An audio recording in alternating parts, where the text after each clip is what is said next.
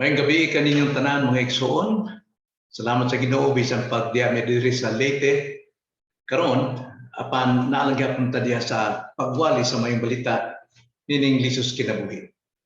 Akong pagablihan mga igsoon ang Proverbs chapter 28 alang sa atong mensahe karon kagabiyo na nga akong giuluhan, isugid ang imong mga sala. Isugid ang imong mga sala. Nagaingon ang Proverbio 28:13. Kadtong nagatabon sa iyang kalapasan, dili mo uswag. Apan bisan kinsa na magasugid o nagabiya kanila, makadawat og kaluoy. Magampo ta maigsoon. Salamat Ginoo nining matahom nga kagabion nga karon nagkahiusa kami bisan paghalagyo ang among distansya apan nagkahiusa kami diya sa imong kasing-kasing katungod ang imong kasing-kasing ana sa pulong nga among gipaminawan o among gipatalimhogan karon gabion. Panalangini kami Ginoo hinaot pa makadawat may grasya diha sa imong pulong. Mao kay among pagkampo diya lamang sa ngalan sa Ginoong Kristo. Amen.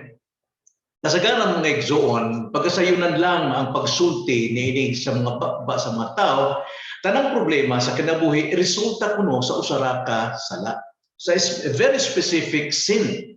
Apan dunay problema sa Biblia nga nag-iingon nga dili pinaagi sa sala kundi alang sa kaluwalhatian o sa glory sa atong Dios. John chapter 9 verse 1 to 3, diha nga si Jesucristo nakalabay og usa ka buta ug nangutana ang iyang mga alagad nga nagaingon. Og sa pag-ari ni Jesus, iyang nakita ang usa ka tawo nga buta sukad pa sa iyang pagkahimugso. O gipangutana siya sa iyang mga tinun-an nga nag-ingon, Rabbi, kinsa may nakasala? Kini bang tawhana o ang iyang mga ginikanan nga nahimugso man siyang buta?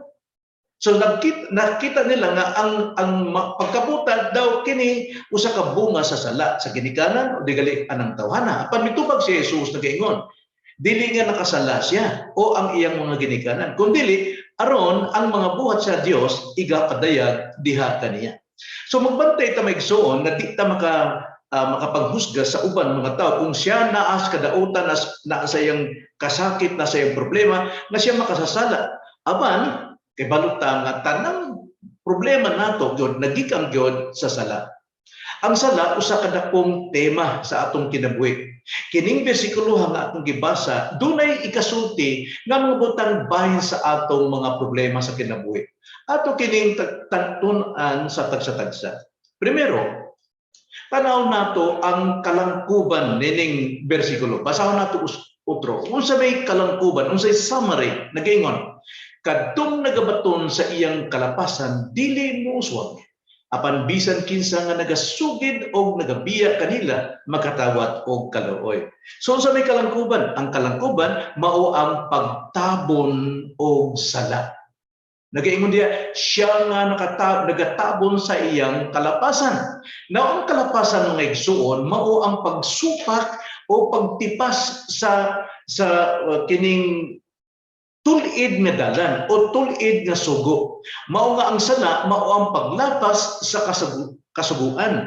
1 John chapter 3 verse 4 nagaingon na nga ang tanan nga nagahimog pagpakasala, nagahimog paglapas sa sugo kay ang pagpakasala mao may paglapas sa sugo. So ang sugo sa Dios matarong, balaan, busa. Kung motipas kita, motipas tayo nini sa pagtuman kanang gyud nakahimuta og sala. Apan ang mga tao tabon-tabunan lang kini mga sala. Apan usa nga naman mutapon sila kay tungod ba sila kay balo o wala gyud nila ibutang sa ilang panghinuhuna unsa gyud ang kasaguan sa Dios. Ato lang basahon makariyot ang kasaguan sa Dios ang 10 sugo nga mabasa nato sa Exodus chapter 30 verse 3 hanggang 18. Nagaingon maigsoon. Dili ka magbaton og lain nga mga Dios sa atubangan ko, alang kanimo dili ka magbuhat og usa ka larawan nga linilog bisan sa dagway bisan unsang butanga nga anaa sa itaas sa langit o dinhi sa ilalom sa yuta, kung sa anaa sa tubig sa ilalom sa yuta. Dili mo yukbo ang iyong kaugalingon kanila, ni pag-alagad kanila kay ako si Jehova nga imong Dios, mao ang Dios nga abubuhaan, nga nagaduaw sa pagkadautan sa mga amahan, sa ibabaw sa mga anak, sa ibabaw sa ikatulong o sa ikababaw sa ikaupat kakaliwatan sa mga nagadumot kanako. O nagapakita ako sa mahigugmaong kalulot alang sa linibo kanila nga nagahigugma kanako o nagabantay sa akong mga sugo. Dili mo paggagamiton ang ngalan ni Jehova nga imong Dios sa pagpasipala, kay si Jehova dili mag-isip nga walay sala ni adtong nagagamit sa iyang ngalan sa pasipala.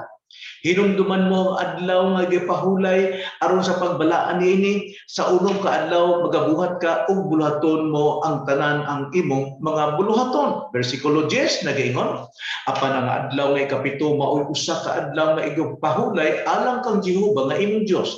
Nining adlaw dili ka magbuhat, ikaw bisan ang imong mga lalaki, bisan ang imong anak nga babae, bisan ang imong sulugoon nga lalaki, bisan ang imong sulugoon nga babae, bisan ang imong kahiyupan, bisan ang imong dumuluong nga ana sa sulod sa imong mga pultahan, kay sa unong kaadlaw gibuhat ni Jehova ang langit ug ang yuta, ang dagat ug ang tanan nga naa niini, ug mipahulay sa ikapito kaadlaw busa panalanginan ni Jehova ang adlaw sa pagpahulay o gibalaan niya kini.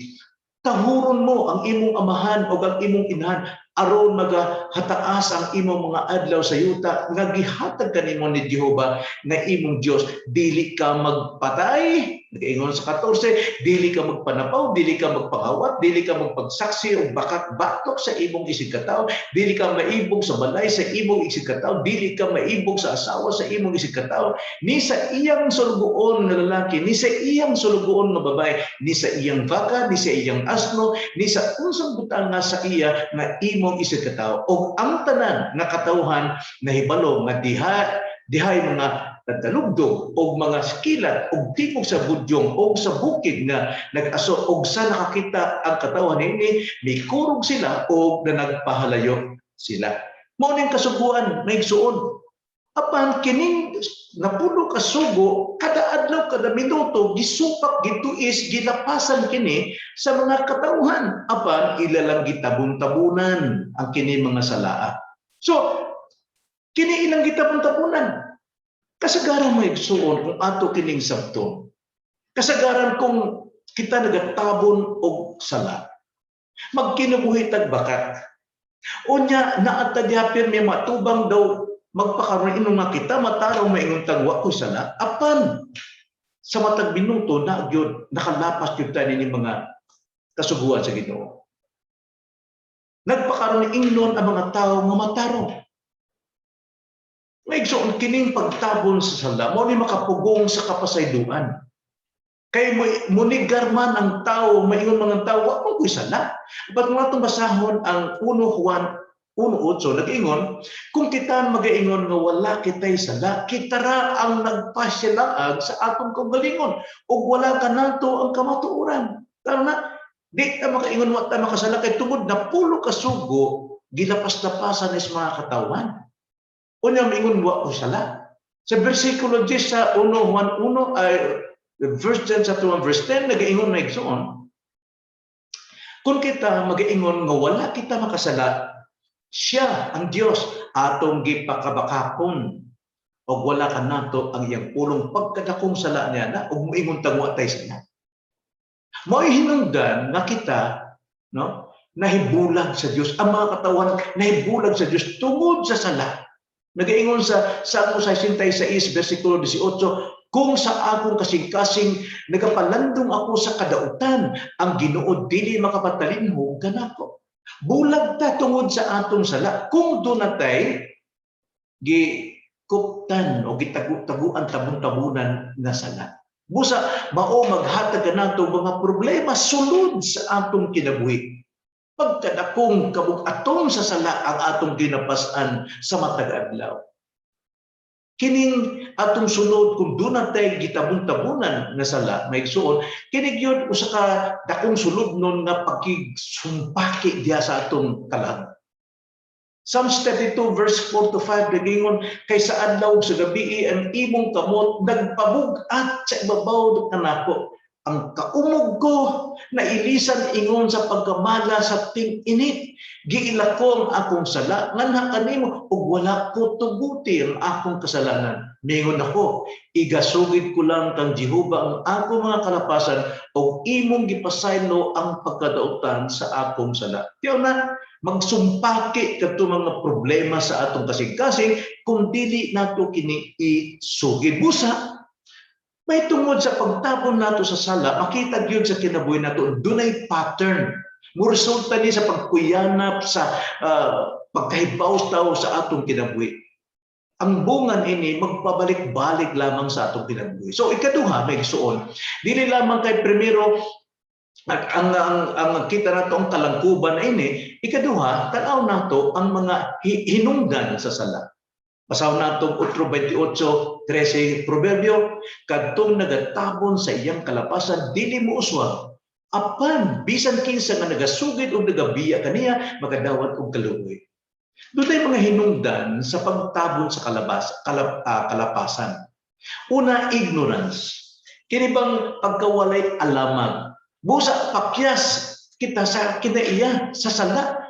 Kawang sa kaalaman sa sukaranan. Mo nang nangawagtan kita pakyas sa atong kinabuhi kay tuod wa ta kay baw unsay sala. Busa ang tao nga nasayod unsay matarong nga pagabuhaton ug wala magabuhat niini, siya nakasala sumala sa James chapter 4:17. Walay sa nabutan sa kinahanglan niyang pagabuhaton. Wa man tao na ko'y sala, mayroon man sila, wa man ka po nahimong dautan. So dili man tigo mo dawat, dili man tigo mo angkon, o dili kan tigo mo sugid, kay tungod iyang gitabon-tabunan. Sobras kasakit kung atubangon maong problema. Mo nang dili gyud kini i-give up. Sobra sa sagarbo sa pagdawat sa sala. So kinahanglan gyud may katulo atong buhaton, tan-aw nato ang katubagan. Katubagan sa pagtabon sa sala. So unsa man, dunay encouragement, dunay tinguha, kinahanglan naging tinguha para sa kapasayloan. Tungod kapoy na kaayo ang kasakit sa sala nga naa diha nagsumpaki sa atong sulod sa atong kinabuhi. Kinahanglan dunay tay encouragement na tinguhaon nato ang kauswagan sa atong kinabuhi. Kinahanglan ato nang isugid sa Dios. Unsa may mga lakang aron sa pagsugid nini, kay sa pag-aron mapasaylo kini, siyempre primero pagsugid, pag-confess, pagsugot sa Dios nga ang atong nabuhat sala gyud, moangkong gyud ta. Sama ni David, Psalms 51 verse 4, batok kanimo lamang nakasala ako, o nabuhat ko ang dautan sa imong pagtan-aw. Aron ikaw pagailhon nga matarong sa diha nga ikaw magasulti, o pagailhon nga ulay sa diha nga ikaw magahukom. Kinahanglan mo anta mo kining mo deklarata sa Ginoo nga nakauyon kita sa sumala sa kabuto sa Ginoo nga siyod wag may hugma sa sala. Kinahanglan mo uyon ka ug ato kining isugid. Kinahanglan kini nga mahimong detalye sa atong pagsugid, tagsa-tagsa ang ginato. Kinahanglan kini nga mabuhat diha dayon dili kay atong tabud-tabunan pa. Ikaduha, dias pagsugid nato kinahanglan atong talikdan ang atong mga sala. Kini hingpit nga kinahanglan nga ato gyud ikondena kining sala. Atong kining kapungtan kanang sala. We have to hate sin. Kalakip ni ang kasubo alang sa sala nga atong nabuhat. Nanginahanglan ni og tabang gikan sa Dios. Dios lang gyud may katabang nato. So unsa may resulta nini? Moabot sa kanato ang kaluoy sa Dios. Ang kaluoy sa Dios mo extend sa atong kinabuhi. Kalinaw sa kasing-kasing, kalinaw sa hunahuna, ug kalinaw sa kandag nahimong posible alang kanato. Kauswagan karon mahimo na. Kay tungod ang babag sa atong kauswagan mao ang gitabon-tabunan natong masala. So kasagaran atong una-una sala naaras mga unbeliever.